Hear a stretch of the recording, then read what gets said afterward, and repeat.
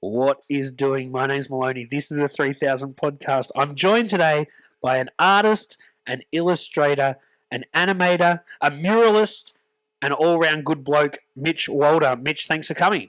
Thanks for having me, Maloney. Was that a good intro? Do you think that's a fitting intro? It was, yeah. It was, you hit everything. Animator is like a dream, but I have tampered with it a little bit. But yeah, no, that's pretty nice to hear that.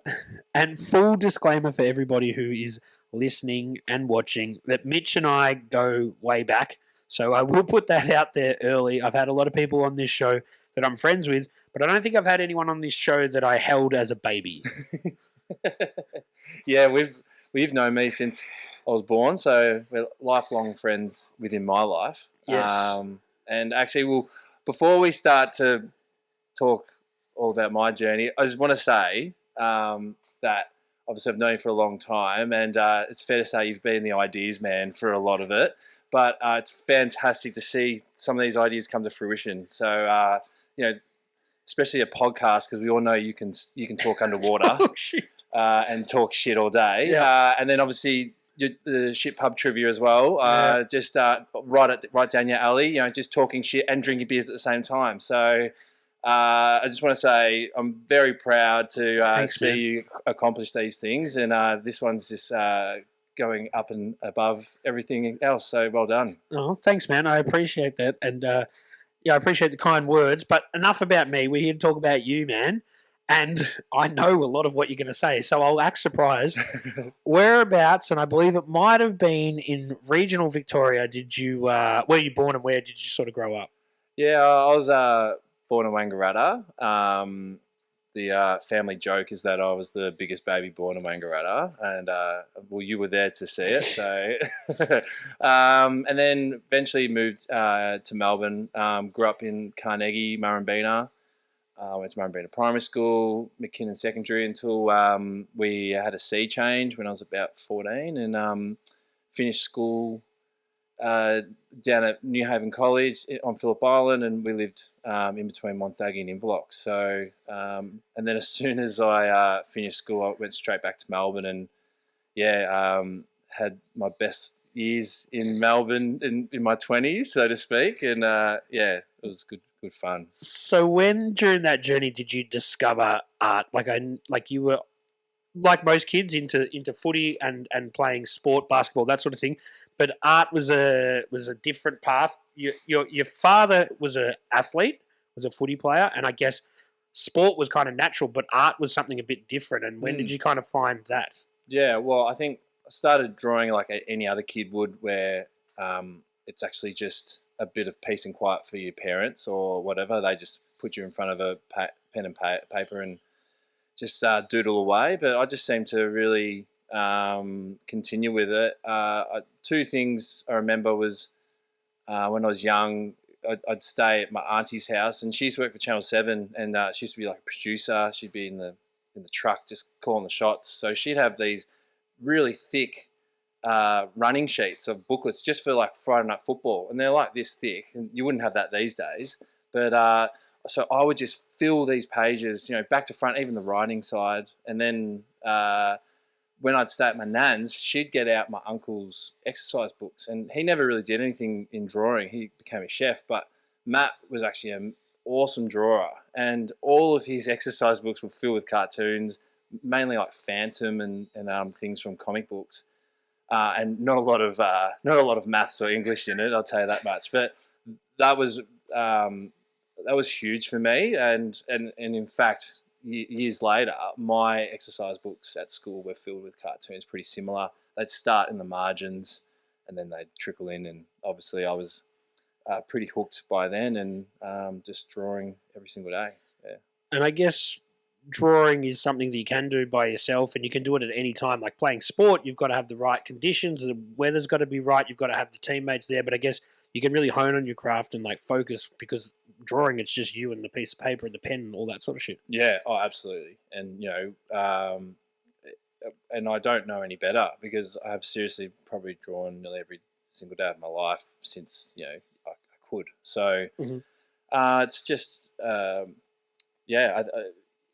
it's that staple that you fall back upon, I guess. And with sport, I mean, I actually found the two really conducive even later in life when I'm doing this now as a career, because I see a lot of artists in the studio I was in, like, burn out or need a break.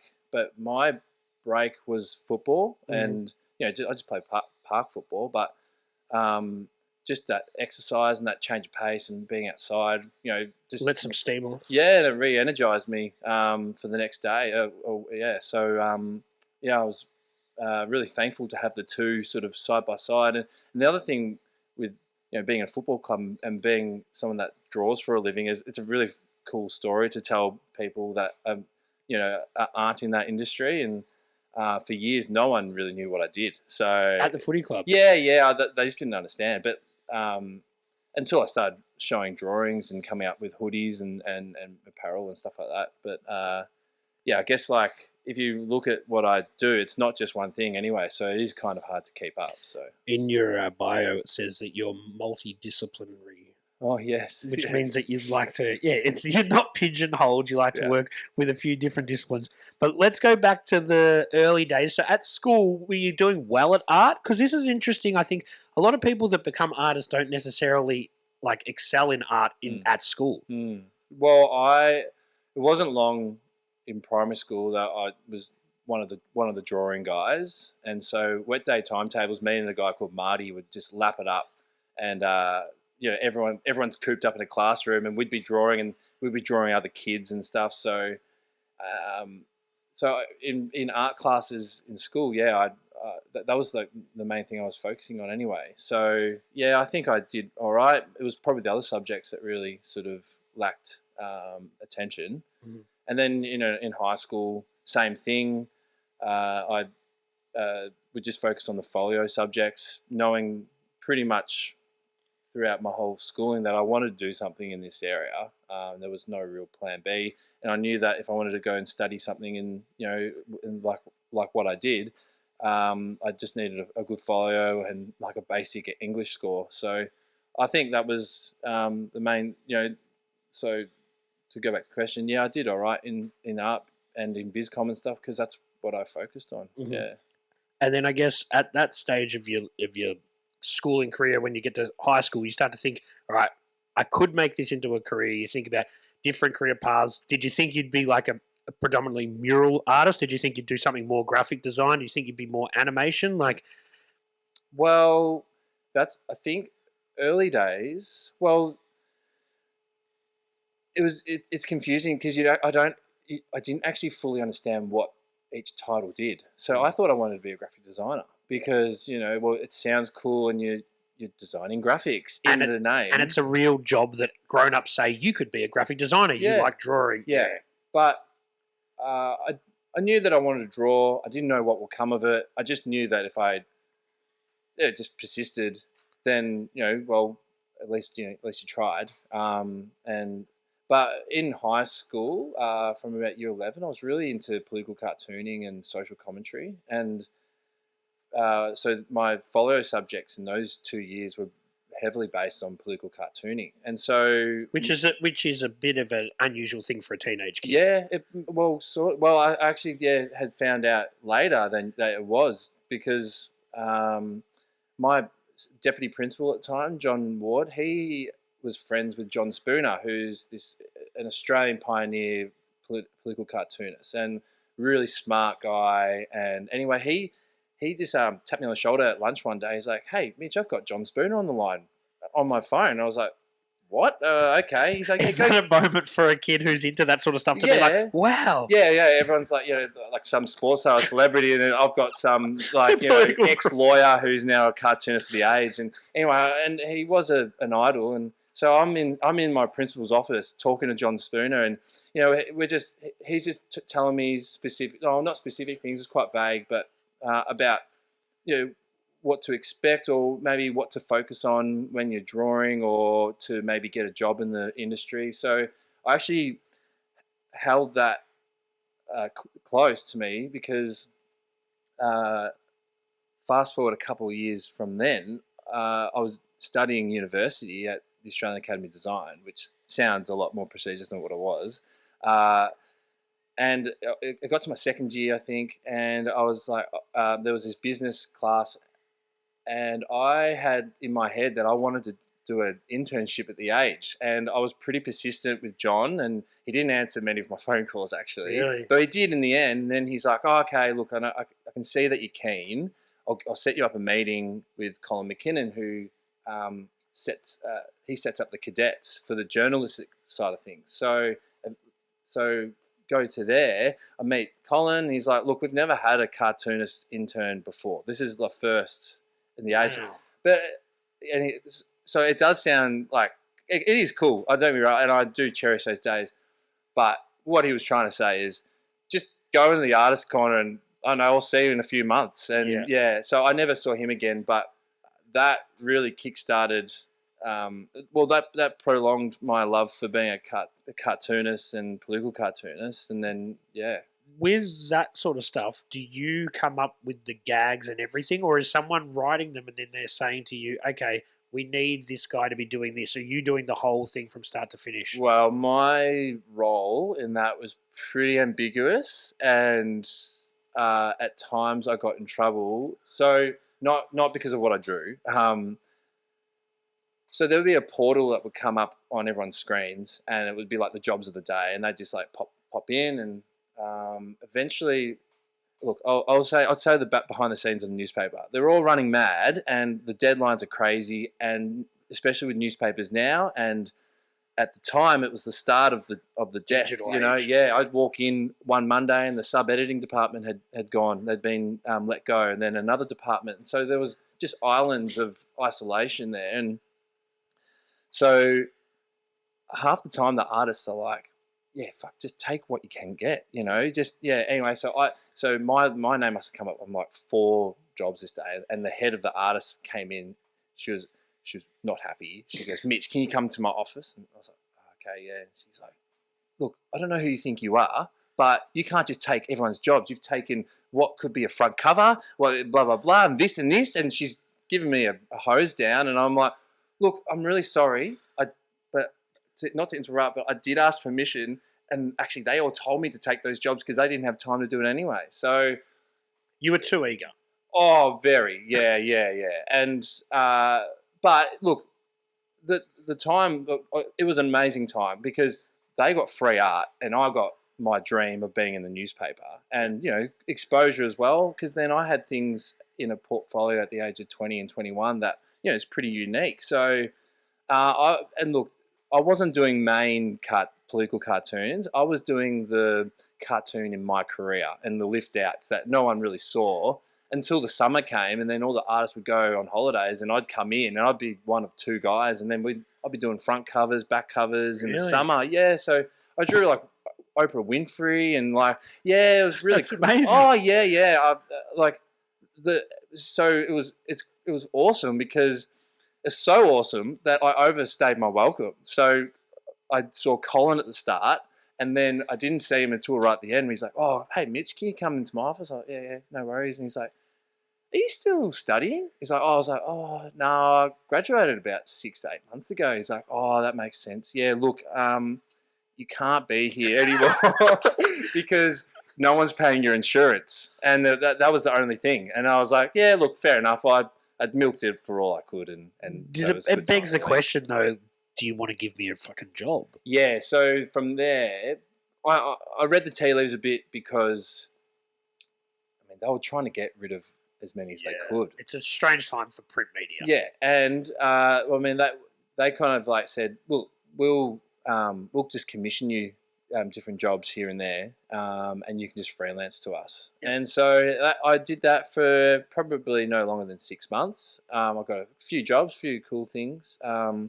And then, it dried up, and I was on to other things. So it was a awesome time, and how it ended was, pretty funny because there was just like this lunatic kid that came in, and then they finally got him out. So, yeah. Yeah, I haven't heard of too many interns that want to stay there unpaid for longer than they want to, but I think that it's a testament to your drive and ambition to be a cartoonist. Yeah, it was. And then eventually maybe it was the working conditions. Not that they were bad, but I don't know. I just I lost, not love, but I just lost the interest in the political cartooning side of things. And I think like doing a visual arts degree, you know, you are exposed to heaps of different methods of like different painting and sculpture and stuff. And I think really what I wanted to do was expand my practice and become an artist. And I've noticed just from knowing your work, the political stuff is very far removed from most of your other whimsical kind of crazy stuff. So I guess there is a bit of a balance there. You got to draw, this is Oprah Winfrey or whoever it might be, Donald Trump. Yeah. So you have to put your cartoonish spin on them, but then you can go into your sketchbook or your canvas and paint a dragon turning into a shit, turning into a whatever. Like, you know, you've got, you do that whole thing as well. Yeah. Well, that was before I had the brain fart before. What I was going to say was I got a little bit, I had looked back at my time there and I kind of had this thing where I was like, actually, I don't know that much about politics. Like I knew as much as I could. Well, I wasn't confident in my knowledge anymore. And maybe I had just been going gung-ho and just was keen on drawing, you know, politicians and people in the scene rather than having a strong concept for a cartoon. And then, so I think that was actually the thing that deterred me away from there, as well as finding a love in becoming an artist and trialing different methods of drawing and painting.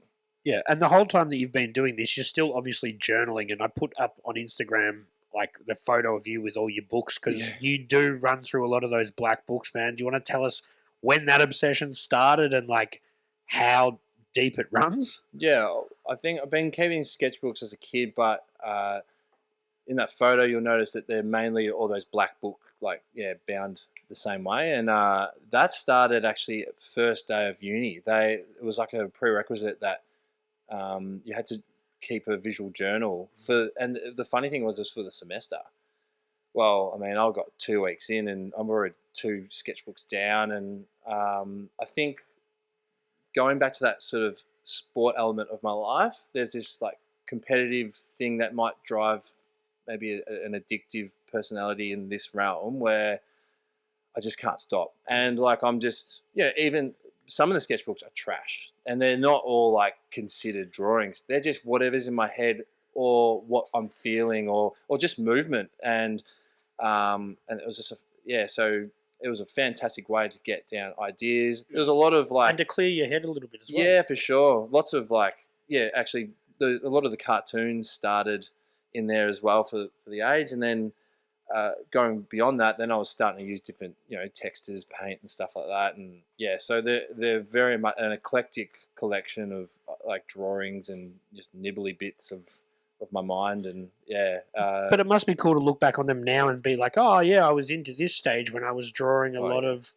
trees, and now this stage I was drawing a lot of fucking whatever else. Like it'd be cool, and you can probably see your style developing in front of your eyes when you look back at that stuff. Yeah, well, I also dated on the binder, so not specific drawings on the pages, but having that chronological, just having them there in dated. I'm really glad that I did that. It was like a music teacher taught me years ago. It's like she was talking about when I was writing songs, but with anything, you should date them because you will thank yourself later. Because at the time, you don't really care. You're not really thinking about the future in the same way as you do when you're older. And I'm really thankful that I at least, I think it's like, it'll be like, some of them are like Feb 13 till Feb 15, but then others are fill like... a whole book in 2. Yeah. Or some are like June 18 to August or something. So, and I'm thankful that I've got a collection of drawings because it's kind of like my diary at the time. Not that I wrote many words or how I was feeling or anything, but the drawings probably do convey that. And although you look back at some of your old work and everyone does this and just cringe, but you have to realize that that's who you were at the time, and it's actually a great stepping stone for where you are now and where you can go. You got to start somewhere, man. That's right. But do you ever pick up some of those books at random and just have a look at them? Maybe when you're stuck for ideas or whatever, and it jogs some certain stuff. You're like, oh yeah, what about that character I drew? I could explore that more, or something like that. Yeah, well, they're actually stored away in my in-laws' garage at the moment, but I'm actually going to move into a studio pretty soon. So sometimes I'll go down to the garage and actually do that. Yeah, just for a bit of peace and quiet. I've got so many paintings finished down there that I actually I like looking back at them as well. Just itching for the day that I get a studio again, and that's coming around the corner. So I'm absolutely excited for that. So yeah, I do. To answer your question, yes, I do have a look sometimes. Yeah, it's pretty funny. Yeah. Yeah, like like we said earlier, we spent a lot of time together, and we lived together for quite a while. And you'd always have your head in the book.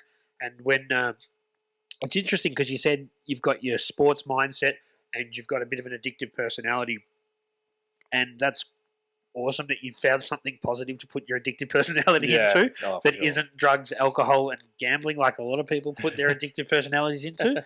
I won't mention any names like myself, but no, that it is awesome, and it's great when people notice that they have those sort of traits and can focus it on something positive. You know? Yeah, yeah. Well, I mean, right now in my life, the kids go to bed, we have dinner, and Jess is working at the same time too, so she needs a bit of downtime. So I'm just drawing on my iPad now. So my sketchbook is now a digital one. Yep.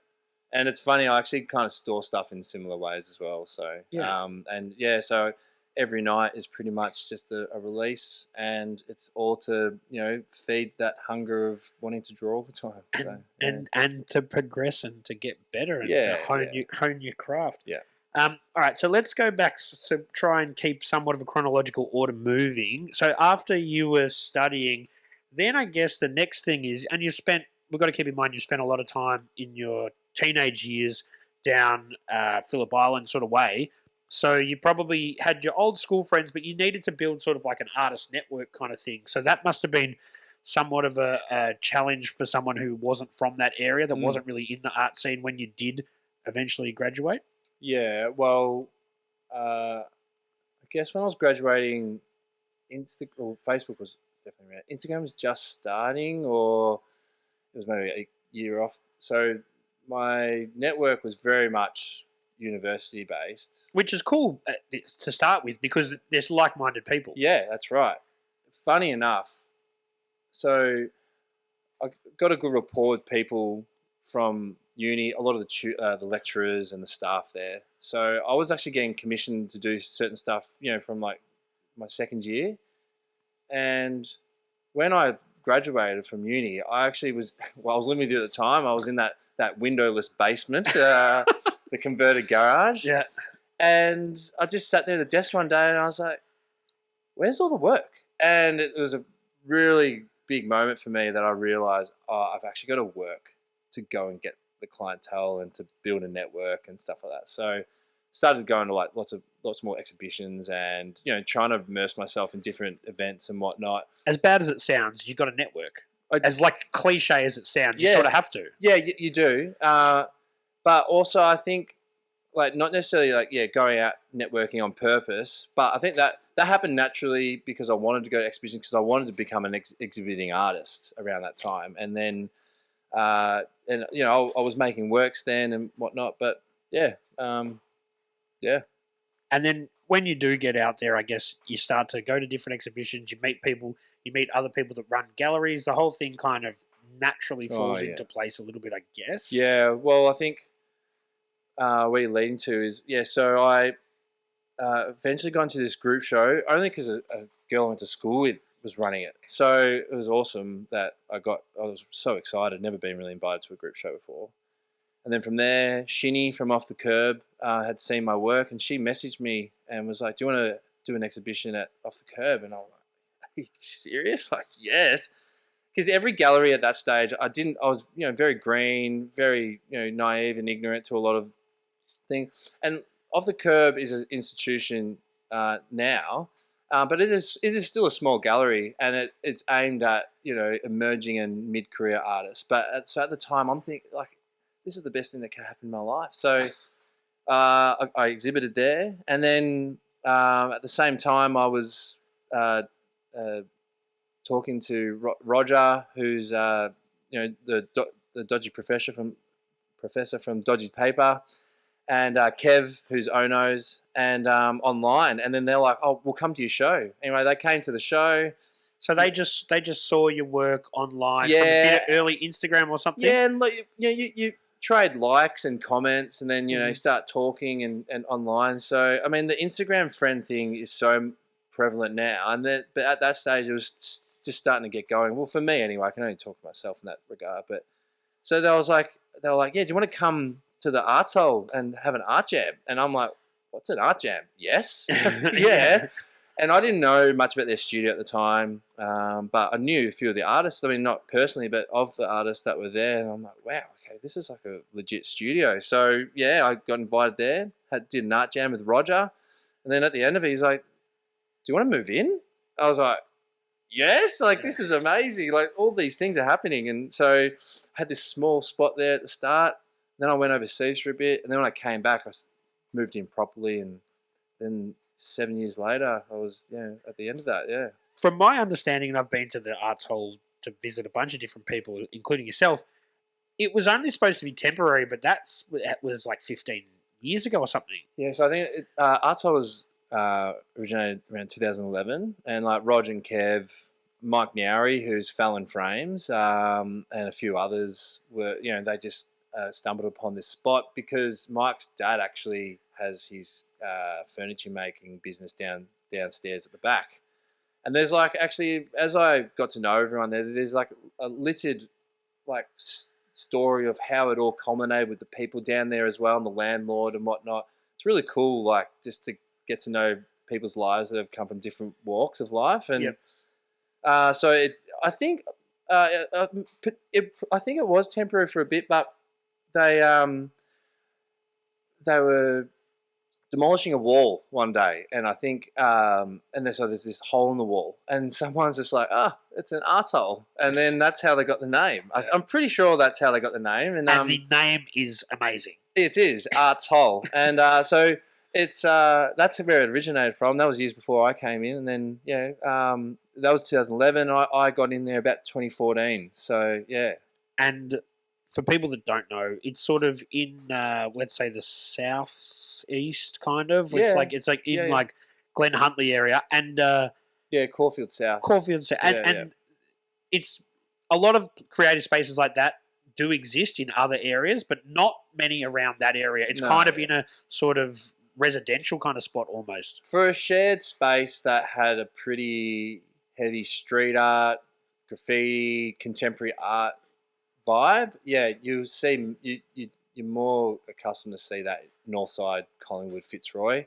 So I think we reveled in the fact that we were from the south side. I think that for me, especially growing up in Carnegie, Murrumbeena, then have a studio in Caulfield was kind of like it was really fitting. I was kind of sentimental about it because I do have a really strong connection to that area, and then it enabled me to keep living in the area in my 20s, be close to the footy club and then and everything that I like. So and your mates could drop in and stuff. Well, and we were loyal.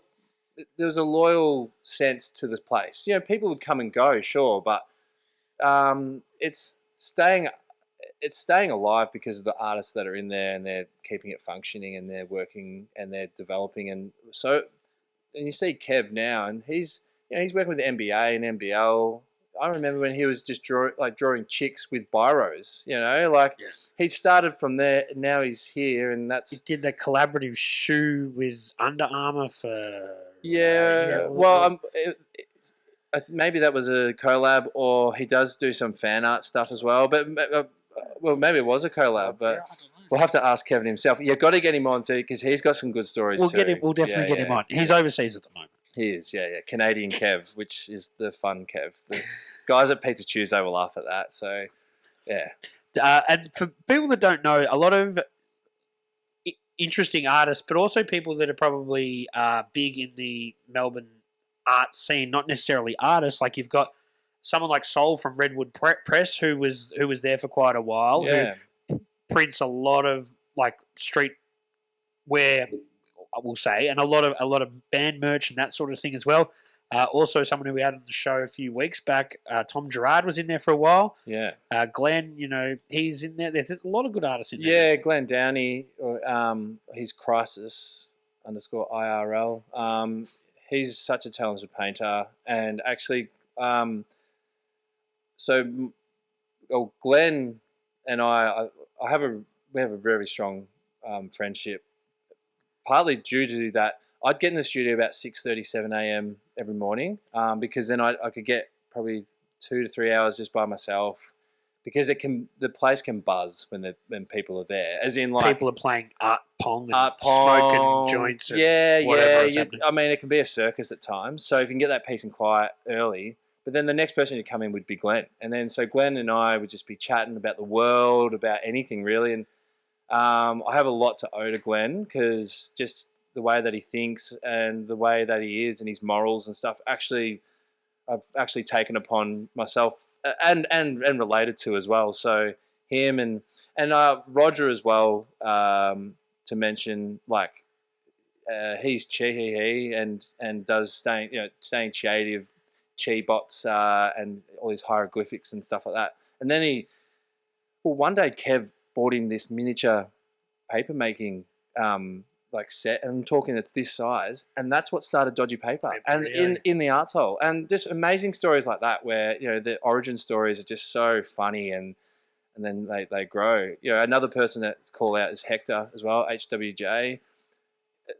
He has a similar sort of hieroglyphic symbolism part to his work, and this one day he matched it up with he's quite a good realist painter, and I just stopped him in his tracks. I was like, Hector, you have to do this style from now on. This is incredible. And now I go back there a couple of days ago, and he's doing it, not because I said so, but just to see that he has progressed into another form as well. So, well, I could name heaps of guys. Sahil, Silk Roy, Scoobs, Unmel Bunny, Ed Birchevase, Kim, K-Mode. I'm probably forgetting so many people, but yeah. And back to Saul, just sorry to interrupt you, but he was doing Boy Wolf a lot there. He was, and then he started with just a 6 carousel screen printing thing, or maybe a single that a guy had left there previously, Sean, and then he just kept on growing and growing, and then he outgrew the space in the arts hall, and now he's in a factory, printing nearly everyone's t-shirts in Melbourne. So. And he's got that awesome t-shirt wall, man. That must be so sick to have. Oh, yeah. And again, another person that you got to get on, because he not only has got stories, but he can tell a story. And I watched him so often. He'd get filmed by film crews would come in and they'd say, do a character Saul, and he'd just come out with this. Usually, probably like a New York pizza guy kind of vibe, but just so many awesome stories and memories from that place. Saul has agreed to do an episode back in the day, but we never worked it out, and I've got to hit him up again. So I do want to get Saul on. He'd have some amazing stories. I'm sure. No, absolutely, yeah. And it must be, look, those sort of dynamics you don't stumble upon them all the time. So it must be sad now that you have moved interstate that you probably don't have that sort of community. And I guess that's something that's obviously they're in every city, but there is a real good art sort of hub in Melbourne with all that sort of shit. Yeah, well, yeah. I mean, you can't stumble upon the arts hole because it's hidden away. Funny enough, but in what you're saying, I've actually hit up quite a few artists in Adelaide already. I've just moved there a year and a half ago, a year ago, pretty much. And yeah, I've met up with guys like Dave Court. And a few others, and they are actually really quite proactive in Adelaide, and they're actually organising some artist catch-ups and things like that in their studio. So I think I'm going to go along to that and meet some more people there. And look, I've never been afraid to ask questions in my life. I just, even though I do ask dumb questions at times, I've never really been embarrassed to go up to someone and ask something. It's usually just to get to know someone, and that's how you learn. Yeah, that's right. And I think I just hit up Dave one time, and so I'm hoping to build a rapport with people in Adelaide, and I'd love to exhibit there. And I've got a studio that's in my brother-in-law's warehouse. We're building as we speak, and so I'll move in there in a couple of weeks. So I'm not surrounded by artists, but I'm in a warehouse with lots of tools, so there could be a lot of fun times ahead. Yeah. Maybe you could start your own art hole. Yeah. Look, I mean, there can be a fair bit of work. I think you've got the right personality for it because you also know how to talk to people. You know how to build the community. I think there's a lot of artists, and I was talking to another artist friend of mine today, a lot of artists that don't tick all the boxes when it comes to the communication side, but I think you do. You're good at talking to people. You're good at having a chat, understanding them, and seeing things from their point of view. Where I think a lot of artists are just really good at doing the art, and they miss on some of those other little things that are probably vital to being a ongoing working artist. Yeah, well, I mean, there's no doubt that I learnt how to talk shit because of you. So, but look, I mean, thanks for that compliment. I think even if that is perceived that way, it's still, like, I know I said I'm not afraid to ask questions, but it still can be quite confronting and difficult. But yeah, I mean, look, you just got to put yourself out there and in whatever fashion, and what comes, and just make good out of whatever's in front of you. That's actually pretty much my motto for art anyway. It's just make if you've got whatever's in front of you, do your best with it. Yeah, that's true. Like that, there was definitely times when we were living together. I might put a beer down on a coaster or on a piece of paper, and I'd turn back, and it would be turned into a face or something. And you've got a way of looking at and finding shapes and imagery in spots where other people probably don't see it. Yeah, well, ask Jess if we go somewhere and we've got to stop every 5 seconds. I've got to take a photo of this, tree that looks like a face, or a drain that looks like a whatever it is. It's I think Brett Wiley had a saying along those lines: is that anything's art. It just depends on the way you look at it. And It's a good saying. yeah, because that's how, like, amongst all Brett Whiteley's flaws in his life, he's actually an incredible artist and mind. And I read his book, probably only 3 of my life that I've actually read finished. And yeah, he's been a huge inspiration for me. But yeah, just that saying of, just looking at that chair could be a piece of art, and just the way you look at it. I mean, look at Duchamp. He put in a urinal into a show, and that, that changed the game, though, didn't it? Oh my God, yeah. And it transcends into one of the most iconic pieces of art that we've ever seen. Yeah. Oh well, it's like you've sort of led into your own question here, Mitch, which I like. Is who are some of your biggest inspirations? We've talked about Spooner from the political sense, but I'm guessing you've moved on from the political stuff. So who are some of your biggest inspirations now, and maybe some that when you were younger, when you were in a different time of your artistic journey? Yeah. Well, like I said at the start, yeah, Uncle Matt, and seeing his sketchbooks was huge, and just his personality. And he had a graffiti sort of take on things. I remember going to his place. Well, not that I knew of as a kid. I remember he was a bit older than you. Yeah. But I remember, and they lived in the heart of St Kilda. Oh, yeah. Burnett Street. Yeah. Like in the 80s, like hooker, heroin central. I remember going to his place there, and it wasn't his place, it was parents' place. And he had like little graffiti tags and stuff on his posters and stuff in his room. And I remember I'd seen it on walls, but I'd never seen it at someone's house. Yeah. I remember thinking, fuck, that's so cool. Yeah. So it wasn't that stuff that inspired you from his sketchbook? Well, no, I mean, not that I noticed at the time. If I go back there, that's probably the first thing I would see. But like, I mean, he was just recreating comic books and stuff like that mainly. Yeah. And like, even though he never took it on, his son Axel is actually a good drawer, and so now like I make an effort to make sure I compliment when I see stuff online, and just try and, because I think that's really where, like, in terms of taking yourself somewhere, that early on, that compliment early on can drive you for the rest of your life. And I think that's what really aided me in drawing. I don't know if I was any good young days, but I think if that positive reinforcement actually was the huge spark in me that I can talk of that propelled me into doing it as a career. So yeah.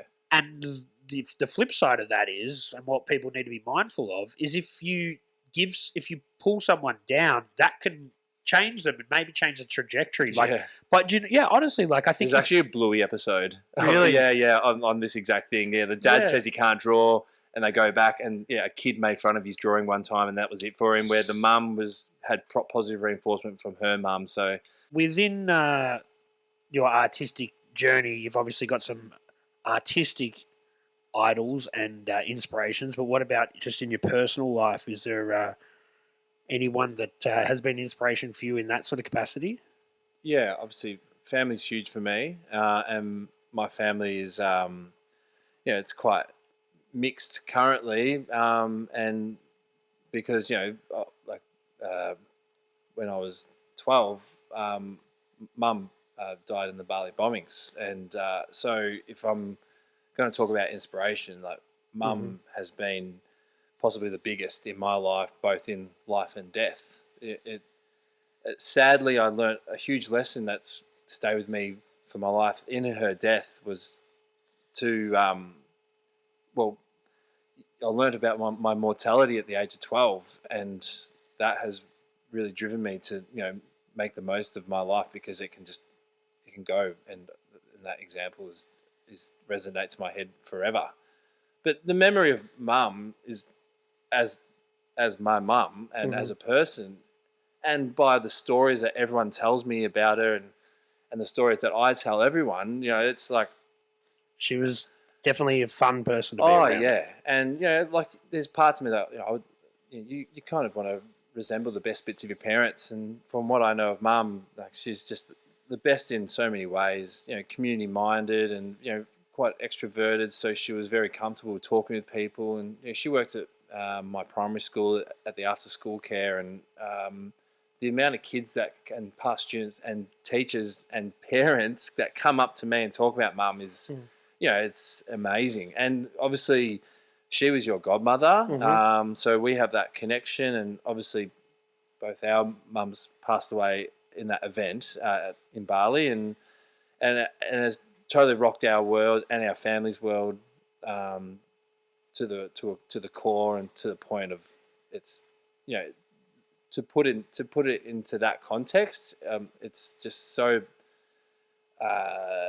it is bizarre feeling to that every 12th of October the news will come up and it'll be about the anniversary of the Bali bombings, and there's a part of me that just doesn't associate with any of the media coverage or anything that's spoken about, and especially last year being 20 years, it was it, it was difficult, but I still don't associate hers and Sue's and the others' death to anything that is broadcast on me.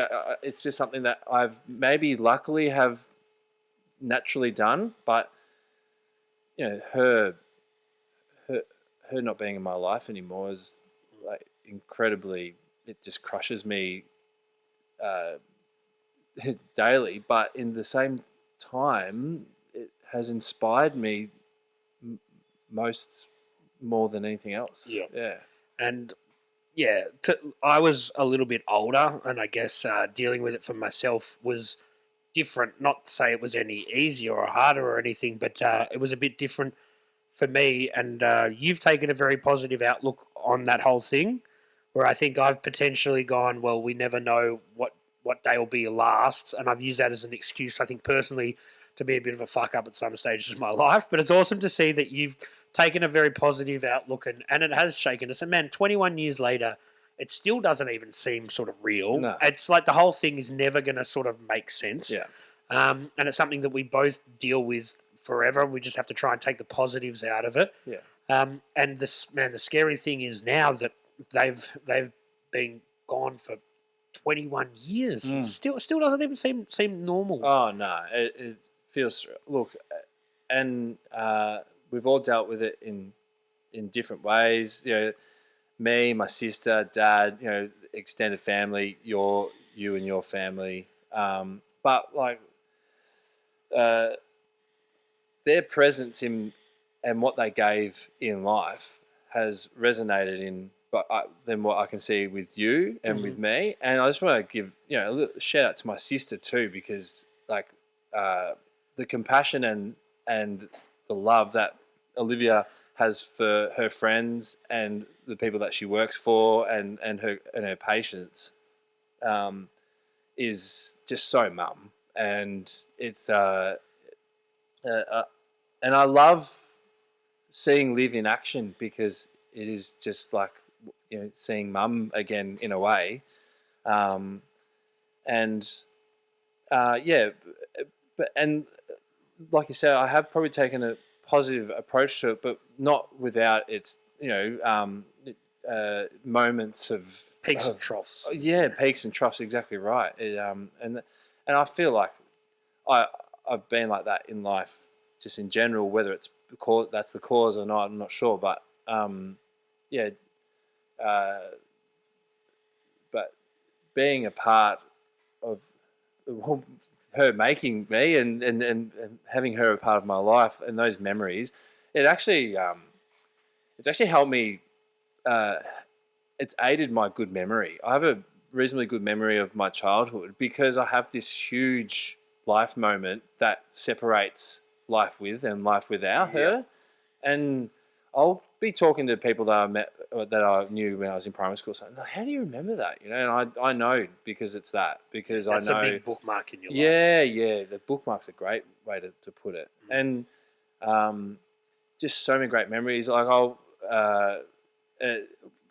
one thing I think back, and this has only occurred to me recently, is we were huge Melbourne Tigers members. We'd always go to the Melbourne Tigers games. Andrew Gaze, Leonard Copeland, Mark Bradkey, Wayne Peterson doing the commentary. Yes, Wayne Peterson. He was in the photo for the '93 reunion. Actually, I saw, and he had like a cool '93. Yeah, shout out to him.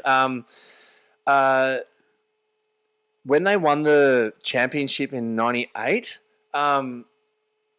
Mum had this gift of the gab about her, some charisma, some confidence, and she got us into the after party celebrations. And how she did it, I don't know. But then she'd be like, and there was me and a couple of my friends, David and James Masson, and their mum Kerry and a few others, and the players were getting up on the stage, and Mum was like, "Get up on the stage. They won't care. You're a kid." So we get up on the stage with them, and Ray Gordon opens this champagne bottle, just pours it all over us kids. And I just remember how much of a highlight that was of my life. And then I look back at it in perspective, and I have that trait of taking opportunities when they're there, not being afraid to do that, and also having a bit of that gift of the gab to, because kindness goes a long way. And I think her kindness in her soul resonates in Olivia and I in different ways. And it's just such a good lesson to have learnt, and to know that I have kind of proceeded in life naturally with those traits because of her. And, that's why she's been the biggest inspiration. And like I said before, in life and in death. Yeah. And I think, and it sounds extremely cliche, but when you think about how people say, how do you deal with it? How do you move on? I think you say to yourself, they wouldn't want us to dwell on it too much. Of course, they'd want to be remembered. Of course, they'd want us to remember them and hold those memories dearly, but they don't want us sitting here crying about it the whole time. They want us to live our lives. Oh, yeah. Well, I think in terms of me maybe drawing every night, it's possibly a distraction a little bit, but then it depends on how you look at things. Really, that's the key to it all. And I've been able to go out on a limb and try and make this thing that I've done since I was a kid something that I can earn money and build a life around. So yeah, look, it's shattering. The thing that hurts me is that like Jess and my kids never will get to meet her, and vice versa, and that's incredibly difficult to think about. But like I think that like nature over nurture thing came through. Like we have a photo of Mum in the house, and Otis as a baby before he could really talk properly would always point to her. Like And that was just a beautiful moment for me.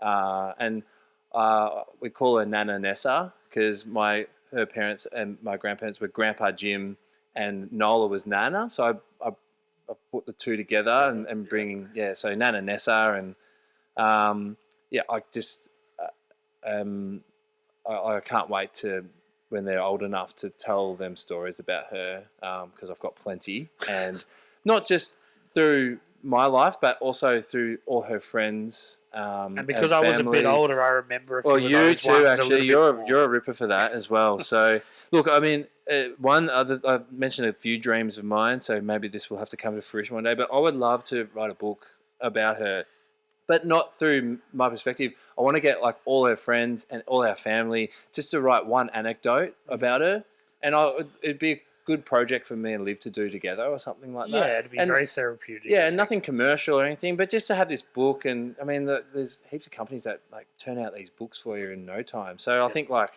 something like that would be an awesome thing to have, this like material memory. And everyone I talk to that new mum and talks about her has some ripper stories. And her life was awesome, cut tragically short, and will always burn for her loss and for Sue's loss and the others.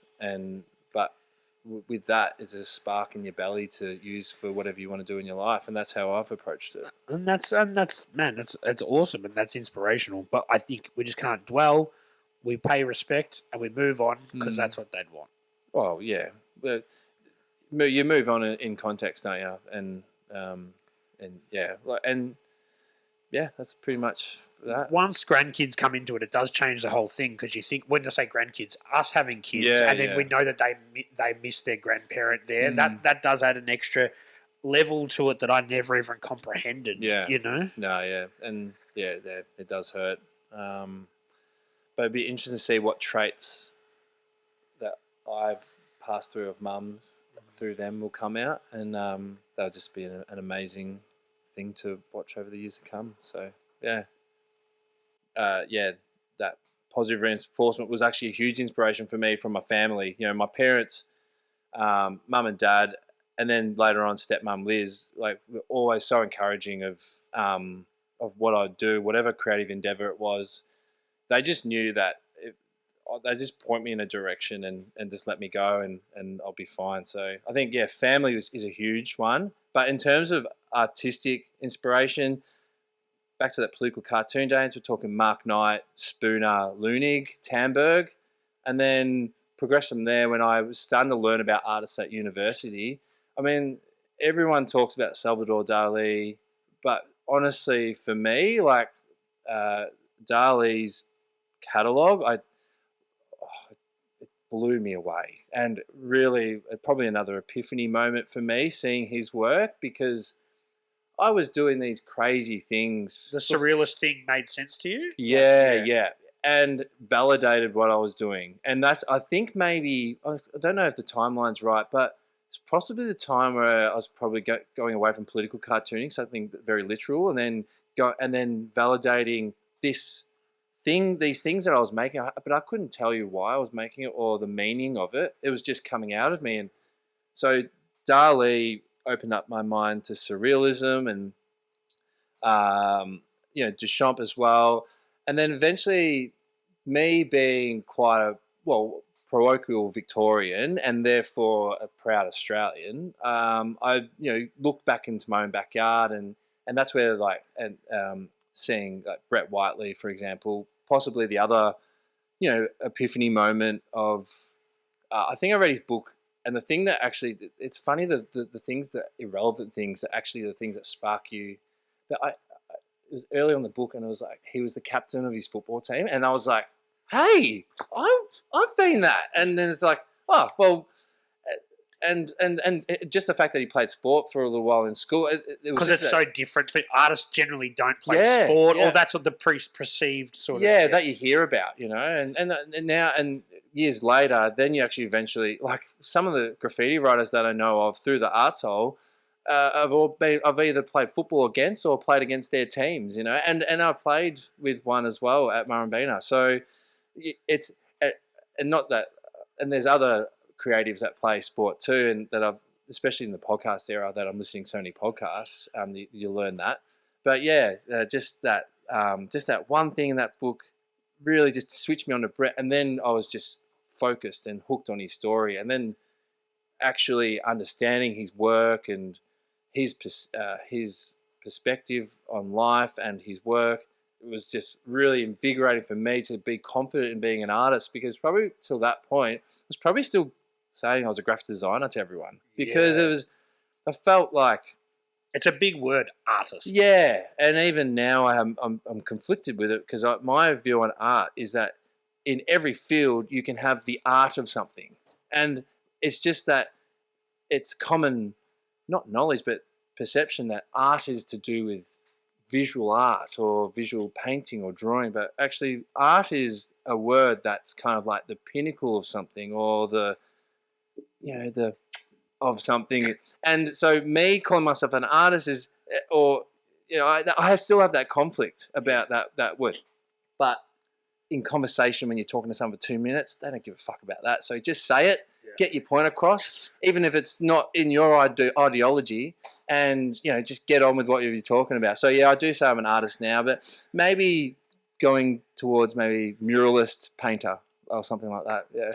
It is muralist is a word I'm sure has been around for a long time, but it seems to be a lot more prominent now. People start to use it a lot more now. Well, I think the art form has grown and developed, and therefore you're seeing a lot more people have a career out of it. And it'll be interesting to see the future and how it pans out. I'm not sure if there's going to be any more walls left to. That's what I think, just to drive myself a little bit. Little interesting stories like that. But yeah, you have done a lot of murals, and that's probably, besides your art shows and that sort of thing, that's probably your main sort of avenue that you do sort of express your stuff creatively, and that it's an interesting field, because you are the creative, but you also have to be influenced by what the client wants. You've got to make sure it looks good. There's a lot to take on board with those sort of large-scale murals, isn't there? Yeah. You dream about... for me, at this present time, when they're like, we just want a Mitch Walder piece or whatever, not that I even know what that is myself, but, something crazy, and you just go for it. They're the jobs, you wish for. The brief jobs, the ones with a creative brief, I look at it as everything's a challenge. And if I'm up for the challenge, then I'm either going to learn something new, or this new experience, and because the type of work we're in, there is a similarity in process, but you do, maybe it's just me and lack of discipline in a way where I'm not ordered, and so everything's just a circus in my life anyway. So, but you will usually learn something new from each job, and whether that's a new method of making an artwork, or even like learning to improve on clientele communication or invoicing or whatever it is. Yeah, I think I just view it as a challenge, and so it is hard and to sometimes get pigeonholed into a brief, but it's the way you look at it again. It's that saying, anything can be art. It just depends on the way you look at it. So yeah, and I think with a lot of these murals we're seeing around now, there is probably too much client interaction, and you can sort of tell that when you see a lot of these large scale stuff. You're like, okay, that's the client saying we need a sunset. That's the client saying we need a whale. You know what I mean? Like that sort of thing. Oh, well, and don't get me started on the companies that are doing these hand-painted billboards.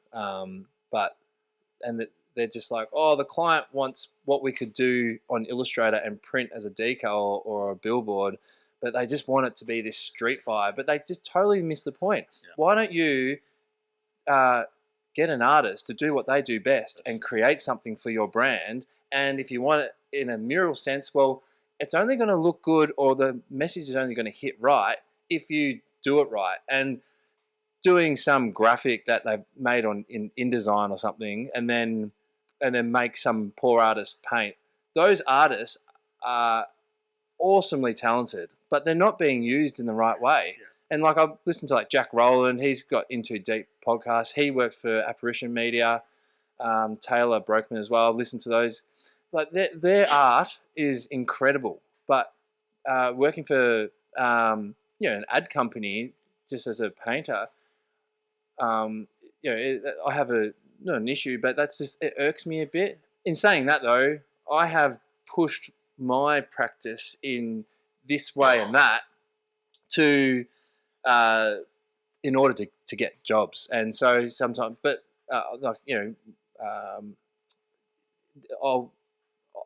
I paint a certain way in my practice in my studio, but I need the work, so I'll try and do that realistic version of it. Yeah, it is. Yeah. All right. We were talking about inspirations. We were talking about all sorts of stuff, and we went on a bit of a tangent, but let's bring it back now. You've done a lot of large-scale commission stuff. You've worked with a lot of big brands. Do you want to tell us some of your favorites, some of your least favorites, some of your bigger jobs that you've done that you enjoyed working with the brands, that sort of stuff? Yeah. I've been fortunate enough to work for quite a few big brands. The first big one that I did was for LinkedIn, and I just happened to know the project manager for the whole. They were getting like it's a big brand to work with, yeah. No, well, the project manager was like for a building company, and then they were sorting out the renovation of the office space, and then a mural was floated, and then he's like, "Oh, check out this kid that I know," and then next thing I'm doing this Melbourne themed mural in LinkedIn, the office there. Yes, and I was stoked. LinkedIn's not my favorite of those types of social media, but shout out to LinkedIn. But it's a necessary evil. Can you stop fucking emailing me? I don't care. But so LinkedIn was big, and then from there, I think I showed that one. Same project manager got me on to do the Lonely Planet. So then I realized actually then that the connections weren't necessarily with the brands. It was with like, especially for like office fit outs.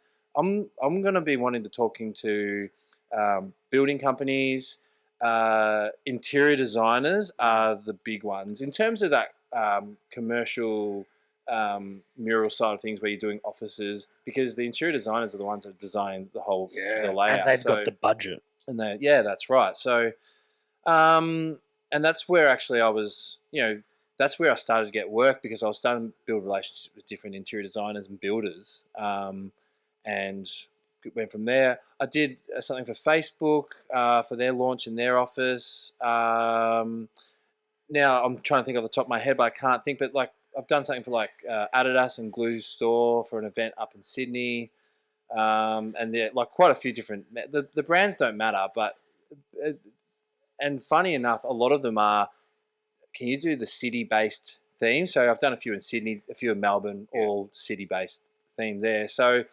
And that's easy because you've got the iconography of the city. You've got the Sydney Harbour Bridge, or Melbourne, we'll talk about Luna Park or the Westgate Bridge, or all that sort of stuff. So that stuff you could do with your eyes closed. Yeah, but I actually made an effort to try and, like, especially the Melbourne ones, try and, like, get the Lonely Planet one was probably one of my favourites in that themed collection, because I actually included quite a few things that only Melburnians actually knew about, or they're not examples. Give us an example.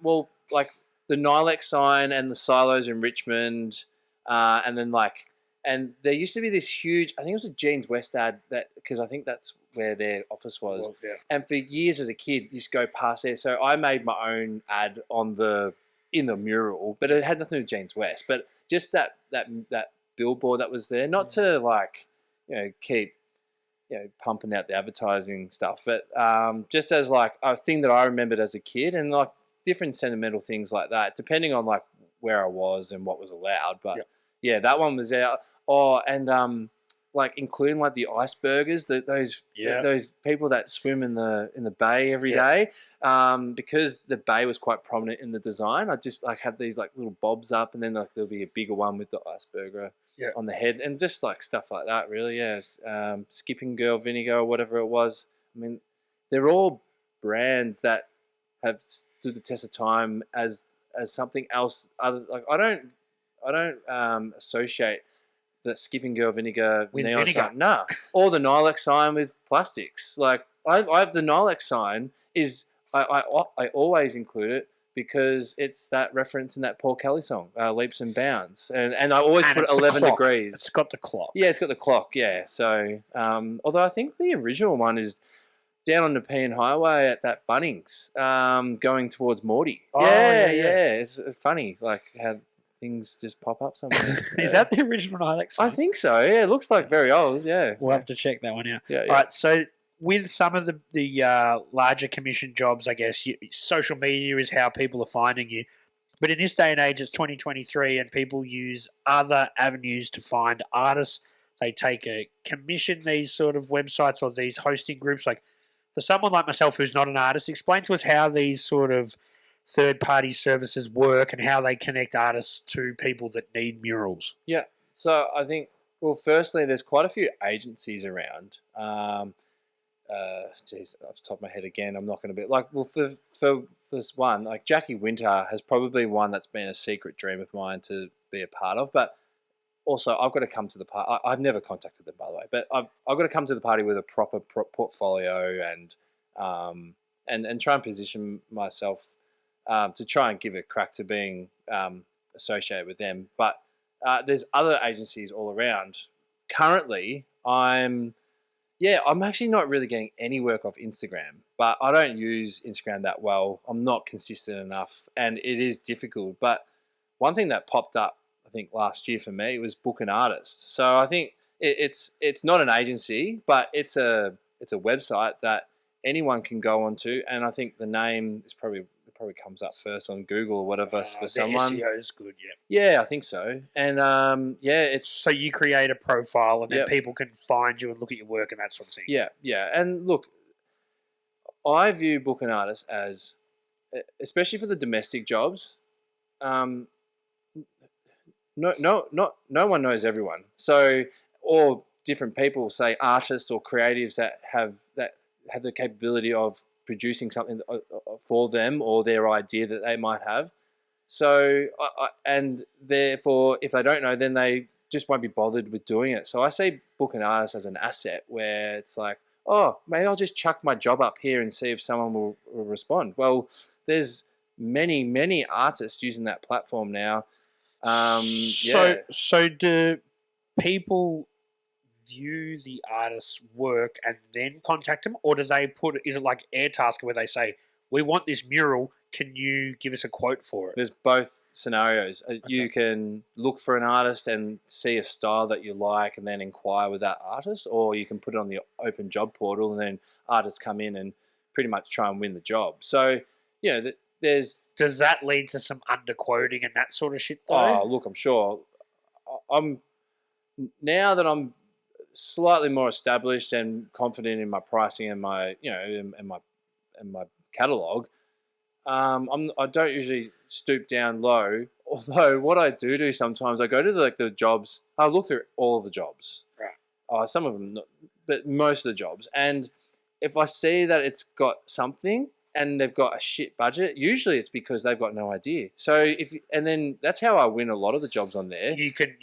Well, I'll go, it's like, yeah, it will actually cost this. And then they either go yes or no. If they go no, then I see you later, I'm on to the next job. And then, so I try, look, you have a price and then you negotiate. And if you compromise, well, so be it. But at the moment, I'm a father of two, needs to put food on the table. And so, then that's a huge drive for me as well. And so I am going to, you got to do what you got to do. To win the job. And look, in terms of it being like win the job and sounding like a sport, it's not really. It's how you would put yourself forward for a job, regardless of how you got in contact with that person. So yeah, it's like a lot of things. And when Tinder came along, people were like, "Oh, that's not the way that you meet people," and now everybody meets like that. I guess people think organically you'll just meet the right artist. But people that may be looking for these murals, they may not have any friends that are in a creative field. They don't even know where to begin. I guess the first thing they do is fucking Google it. But then it sort of leads me to the next thing. Are these sort of companies, and I don't know much about them. Do they take us like a big slice of your pie? Yeah, well, book and arts take 20%. So, Do you think that's fair? Well, I see it as I wouldn't have found the job without their input anyway, and it's up to me to try my best into establishing a relationship with the client to then say, well, so then they can use me again. And the book and artist thing is almost like it's the once-off fee. And it's the Tinder meeting point. Yeah, well, that's right. And then, look, I mean, different people have different opinions on book and artists because everyone has different experiences. Being someone that's quite persistent myself, it works in my favour because I'm up to date with it all, and with different potential jobs that are coming in, and like I think I just completed my 18th job with them since June last year, and I have applied for hundreds. So the strike rate isn't great if you look at it that way, but you're always on the go with talking and formulating and you're not sitting stagnant. No, There's you're always not. something happening. So I guess it keeps you motivated. And so I see it as an asset. It's definitely an asset. And Gaurav and the team there, they're I think it's a small team in Carlton or somewhere. So it's an Aussie thing. Well, yeah. Although the website handle is .co. Which is UK, I'm pretty sure. So I don't know. I don't understand the website handles at the best of times, but yeah, they're just. But Book and Arts is worldwide. Like I look up at jobs in like New York, San Francisco, trying to see if there's like the dream job, and then funding a family holiday to go and do a mural overseas. That's like the next part of my life where try and get the kids a little bit old enough where we can go on holidays, and if I can go and do a mural for a couple of days of a week, 2 week long holiday, then that'd be awesome to also show the kids that you can do this sort of thing as well in whatever context I put it in. As someone who knows you pretty well, I knew you were always going to be a good father because you were always that kind of person who was like always looking after kids and making sure everyone was okay. And so you've brought up being a parent. Has that changed your creative endeavors? Has it made you more obviously when people have kids, they want to spend more time at home, but also it pushes you to actually go and do more and strive to do more and be better. Yeah. Being a parent has totally transformed my life, and I love it. You were made to be a dad, I think. I always wanted to be, and Jess, first and foremost, Jess is the best person I've met in my life. I love her endlessly, and she is the best mother that I've ever seen, and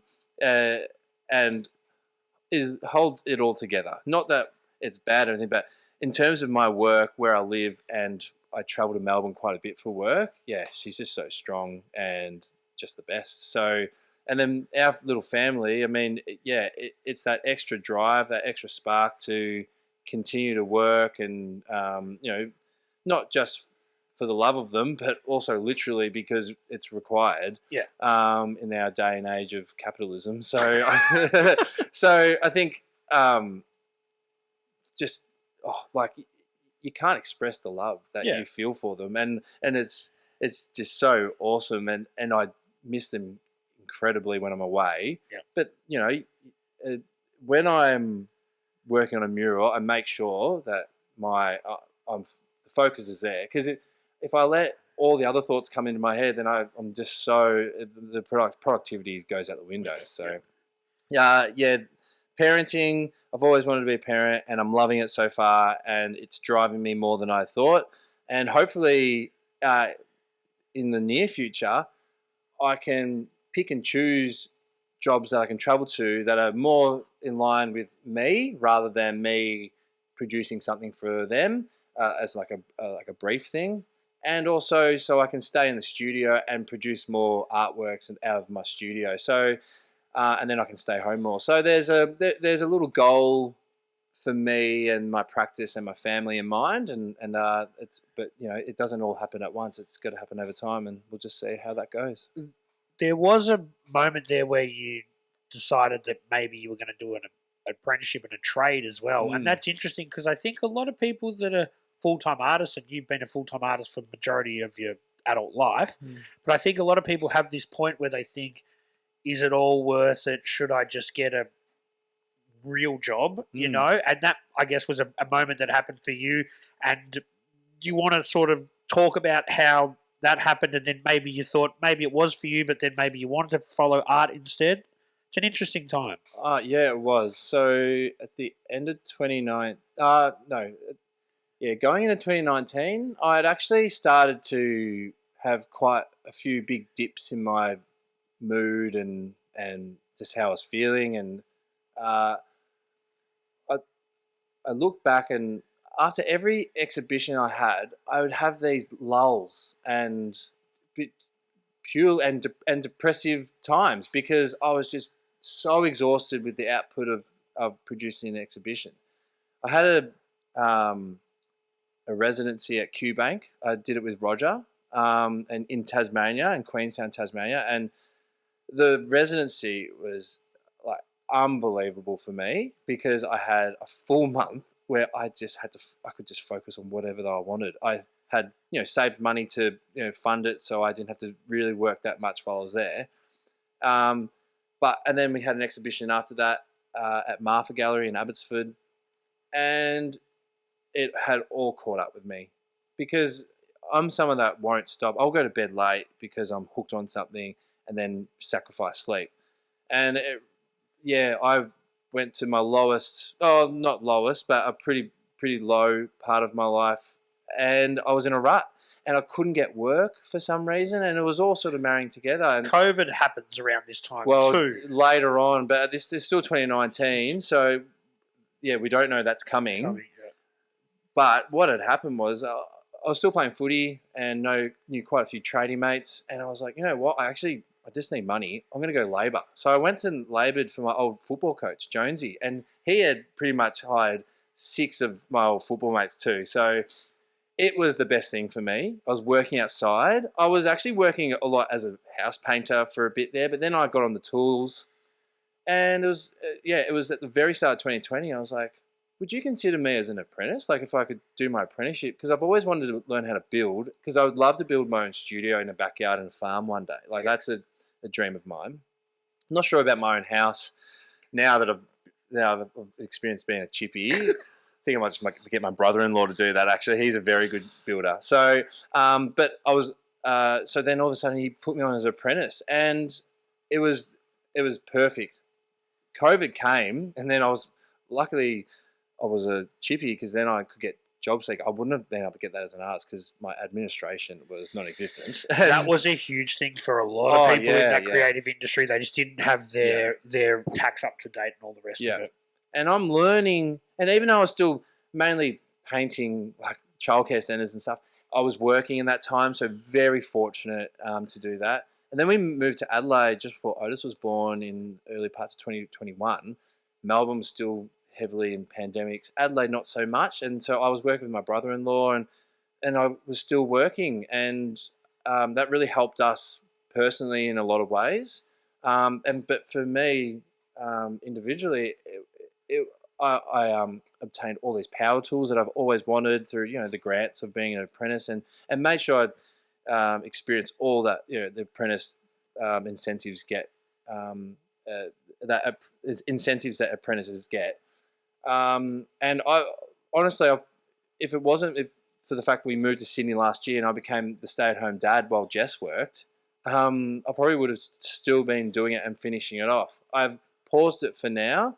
It irks me a bit that I haven't finished it because I don't like to not finish things. You want to get it done at some stage just to tick it off, But for personal reasons, I had to get back to work while we were still living in Sydney, and so I was like, well, I'll just so I should say also, typical me, while I was working as a chippy at night, I was still doing a few commission jobs. So I was still doing some graphics and stuff on the iPad. Had no studio, so I couldn't do big paintings or anything, but I just couldn't stop that. But it meant that I didn't have to keep hunting for jobs I didn't want to do. I could just, the money was coming through the carpentry, but I was still doing fun projects for myself. I was releasing T-shirts and hoodies, but also doing a few graphics for like cycling companies and blah blah blah. And so in Sydney, I was like, well, I'll just continue that. And then the book and artist thing had been circling around for a little bit then, and Kev was actually the one that put me on it. And then the rest is history. Like, I've had a fantastic role of, since June last year, of just painting murals, doing commission artworks, different infographics and whatnot. And now I'm fully back into what I was doing before the carpentry, and loving it, and learnt so many lessons from what probably led me to that point of change. Also learning about how different businesses run in different fields. Yep. I'll tell you this much. You talk to any artist and they're moaning and groaning about not getting paid, or getting stooged over, or people trying to pay them an exposure. And they go, and I used to say this. I'd be like, oh, I bet you wouldn't do this to your electrician or your carpenter. Well, I'll tell you this much.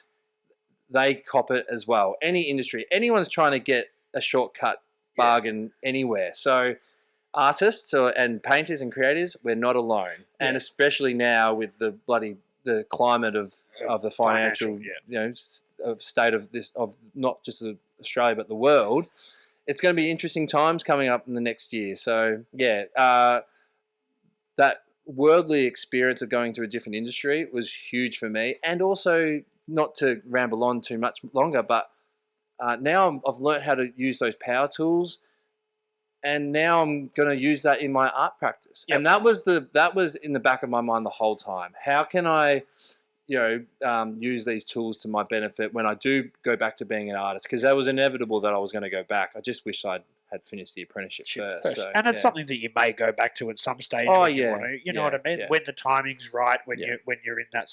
And you are sort of someone who can burn a candle at both ends, so you could probably do your art stuff and do your apprenticeship chippy stuff at the same time. Well, we'll see, because we've got the two kids involved too as well. So I'm time poor, to say the least.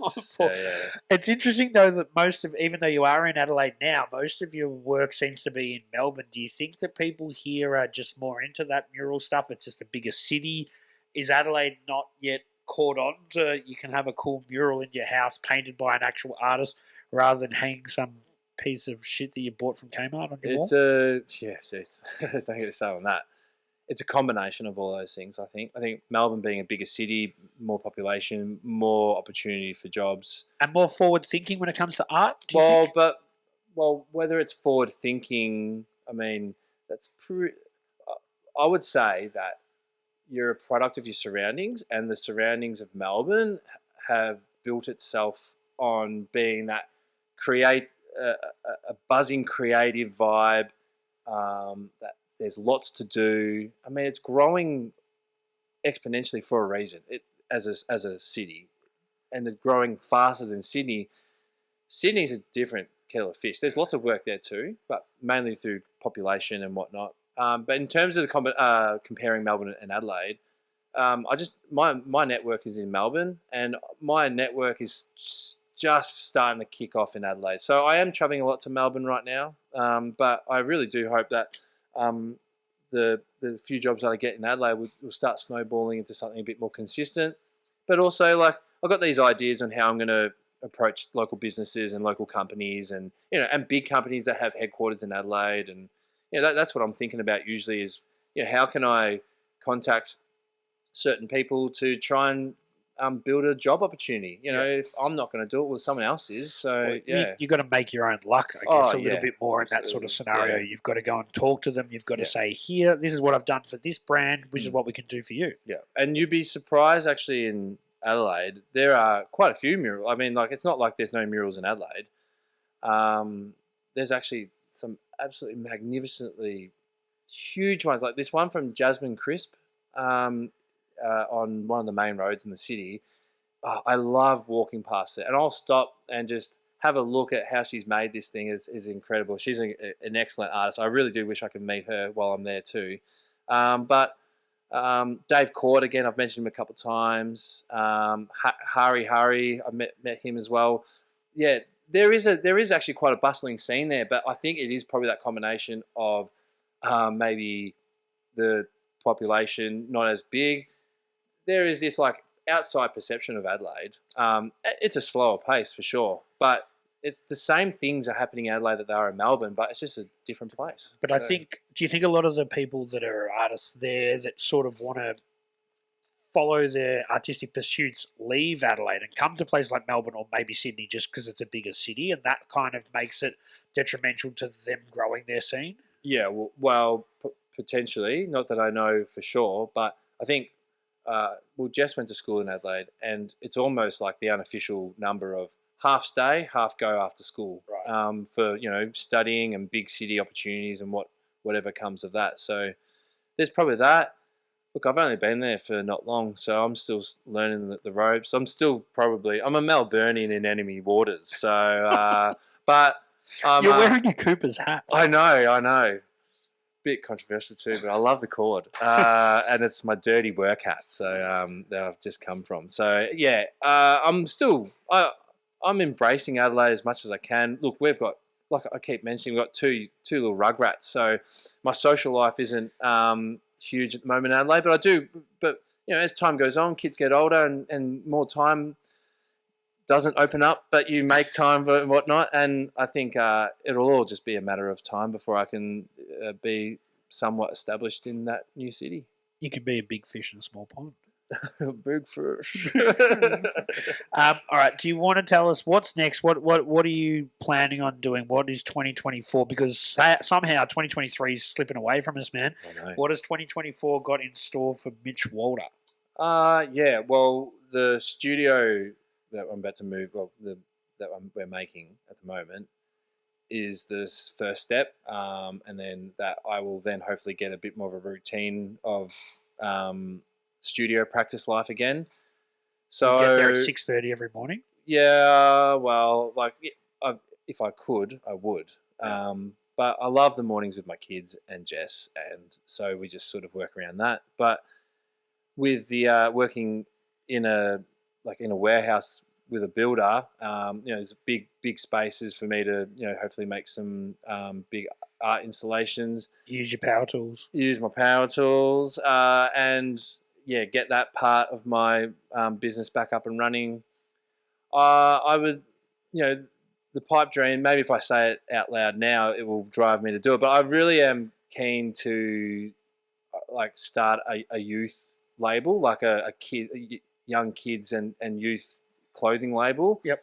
A lot of my stuff really lends to that demographic, and I've got some ideas, and the amount of mock-ups on my iPad is ridiculous. They need to come out. So I need to put time towards building that. So that might happen at the start of next year.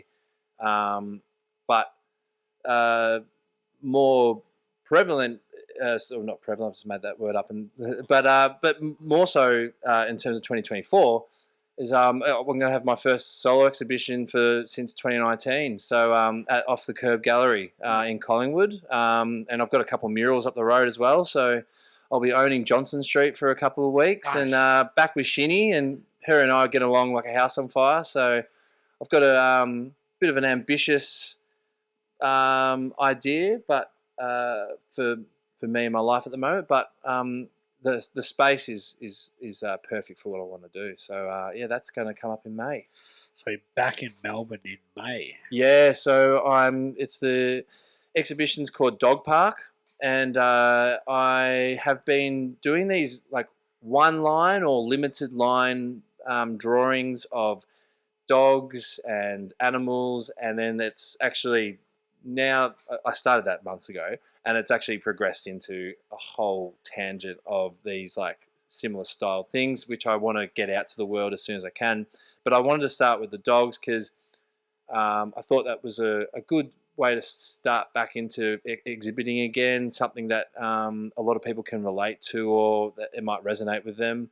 And then I also chose Off the Curb Gallery because Shinny has a great relationship with different dog shelters and like RSPCA and different charities that are based around, dog safety and whatnot. So I thought with the idea that I had, that would be the perfect space, and we'll hopefully some proceeds can go to some charities that need it, and that I can kickstart my exhibiting process again. Yeah, and the first time you've done it since you had your hiatus into tradie life Yeah. and back as a full-time artist. And it's also taken you back to where you had your first solo exhibition. Yeah.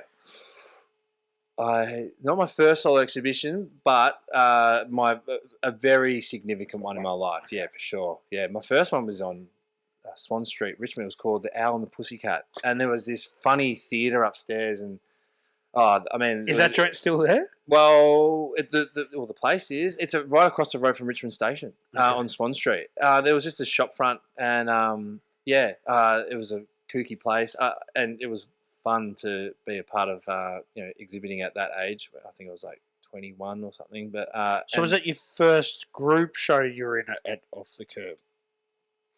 No, no. So the off the curb relationship with that group show. The group show that I was in was actually at No Vacancy, and Shinny had just seen my work as a patron. So but yeah, Shinny's had a pretty prominent part of my artistic life, and she and so many artists. I should mention, Shinny is a great artist herself, and I was talking to her the other day.